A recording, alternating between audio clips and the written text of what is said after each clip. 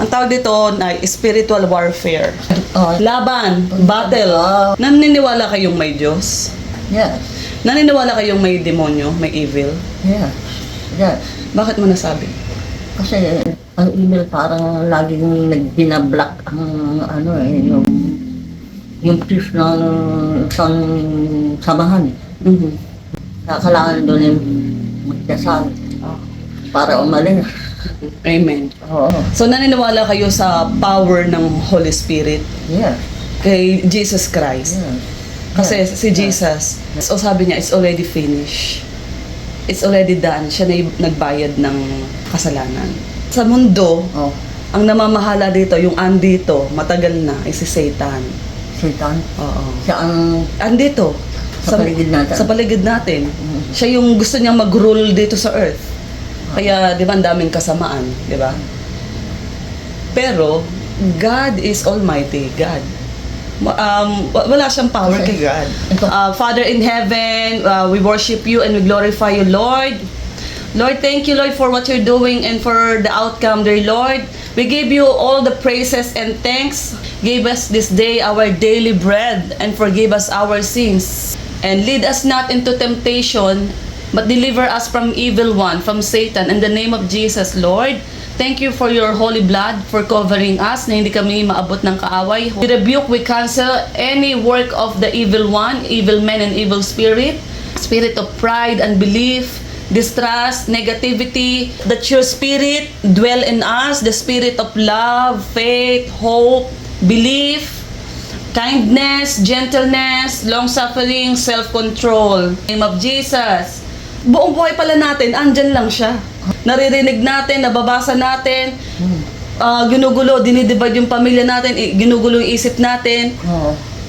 Nung naging aware tayo, saka natakot na, ay, mayroon palang demonyo. Pero hindi natin alam, buong buhay natin andyan siya. Oh, pati sa mga ine-entertain natin, yung mga pinapanood natin. Kaya yung mga, mostly mga totoong Kristiyano, hindi na nanonood ng mga horror, ng mga nakakatakot. Sino? Kung totoong Kristiyano ka, naniniwala ka talaga na may Diyos, naniniwala ka talaga may demonyo. Ayaw mo siyang entertainin sa isip mo na wala ka dapat na stronghold, wala ka dapat pasukan dito. Dapat ito ay guarded. Guarded to, may Kaya lock ang to. panonood lang ng ganun, parang pastime. Hindi, no. Na ako, na naka-experience ako, hindi siya dapat ine-entertain. Sa mga bata, hindi dapat siya pinapanood. Nung natutunan ko yan, ayoko na manood ng horror movie. Kailangan, pag nagbasa ka nito, dapat you are strong. Kung yun ba yun ang nangyari sa akin, nagkaroon ako ng spiritual warfare, yung anxiety, God is good, God saved me. And because I repent on my sin, 'di ba? Kasi sin separate us eh. Pero kung ikaw ay malapit sa Panginoon, yung kaya kailangan yung close relationship mo sa Panginoon eh para hindi tayo mapapasukan. May cleansing. May cleansing ba? In the name of Jesus, I cast away any bad spirit. In the name of Jesus Christ, go away. Yung mga evil spirit, spirit of pride, anger, madness, disbelief, distrust, negativity, sadness, depression. Yung, kasi sabi ng Lord, di ba, pag nasa Panginoon ka, rejoice always, rejoice, be hopeful. Pagising mo pa lang sa umaga, thank you Lord, praise God, hallelujah, napakabuti mo Lord. Masaya ang puso mo, you are joyful, you are hopeful, kakaibang lakas ng strength. Kasi yung tiwala mo nasa Kanya. Kasi ang kalaban, gusto niya malungkot ka, madistract ka, madepress ka. Nang sa ganon, masasway yung isip mo, imbes na gumising ka, nagpasalamat ka, thank you Lord, naagaw na ng kalaban. Yung, ayaw kasi ng demonyo na ipapraise mo ang Panginoon na magte-thank you ka sa Kanya eh. Minsan tayo yon. Minsan pwedeng ako yon, minsan pwedeng ikaw yon. Lahat tayo. Walang exception. Pero kapag nag-pray ka, Oo, at aalis yun. yes, kaya nga everyday yung paghingi ng tawad eh. Kaya yung prayer na Ama namin, powerful siya eh. Kasi sinabi mo na lahat eh. That's powerful na. I pray that you are covered with the holy blood of Jesus, Holy Spirit. Thank you, Lord. Napaka-importante ng we pray for one another. Pagdadasal ko, pupunta Yes, ako doon. laying of hands. Oo. Ano ako, nababless mo ako sa prayer mo. Amo, in the name of Jesus, I pray for your protection. Thank you, Lord. Hallelujah. Pray for one another. Pray without ceasing. Yun ang armor of God. May demonyo, may evil, pero meron tayong armor. Binigyan na tayo ng Lord ng panglaban, armor, helmet of salvation, breastplate of righteousness. Alam mo yung pamalo sa kaaway? The sword. The sword of the evil is the word of God. Word of God, may gospel of peace. So, hindi tayo maaabot. We are guarded, we are shield. Di ba may ano doon na under the shadow of your wings nakaganon sa atin yung ano ng Panginoon. Importante din na malaman mo, 'di ba ang Lord may Trinity, Father God the God, Father. God the Son and God the Holy Spirit. Tayo, meron tayong tatlong entity, flesh, spirit, and soul. Katawan. Soul. Tapos meron tayong soul, Soul. yung ating kaluluwa, Ah, at saka yung espiritu natin. Holy Spirit. Tatlo, pero iisa tayo. Nakareside lang tayo dito sa katawang lupa natin. Pero pag umalis na yung ating soul, yung ating espiritu, wala na siya. Temporary lang tayo dito sa katawan na to. Oo. Ang eternal, yung ating soul at saka spirit. Pero ito, pag namatay na ang tao, Wala na. pag namatay na tayo, wala na. Oo. Iwan na natin to. Tutunaw na. Kaya yung, si Aubrey, hindi na siya yon, wala na siya doon. Wala na siya. Wala na siya doon. Remembrance na lang na yon. Kumbaga, abo na Wala na siya doon. Wala na. Wala na siya doon. Yung espiritu natin, dapat tayo naka-konektado sa espiritu ng Diyos. God is spirit kasi. Yung espiritu mo, marami siyang pwedeng maabot. Yung naalala ko, sabi ko kay Aubrey noon, we are connected by spirit. Kaya tingnan mo yung panaginip ko, very close kami. Kasi connected kami by spirit eh. Ang spirit is the innermost part of human being that connects with God. Soul is where our personality resides.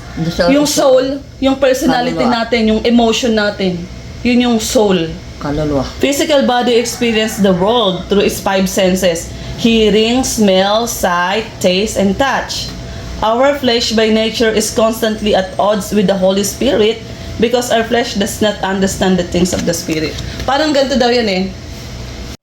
Yung flesh natin, nasa mundo, sinusunod lang kung ano yung gusto ng katawan. Yung soul nasa gitna.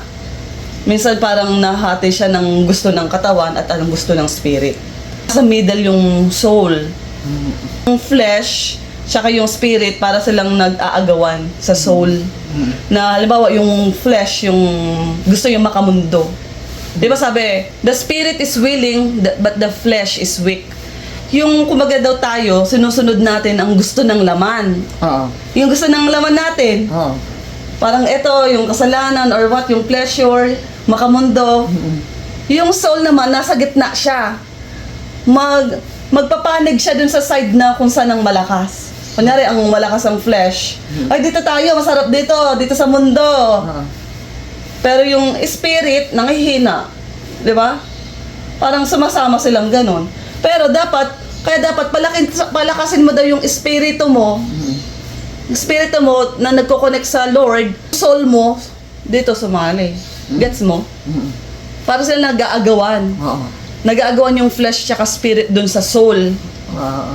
Spirit. Doon sa kaluluwa. Oo, sa soul. Yung soul kasi yun yung nature ng being natin, yun yung emotion natin eh.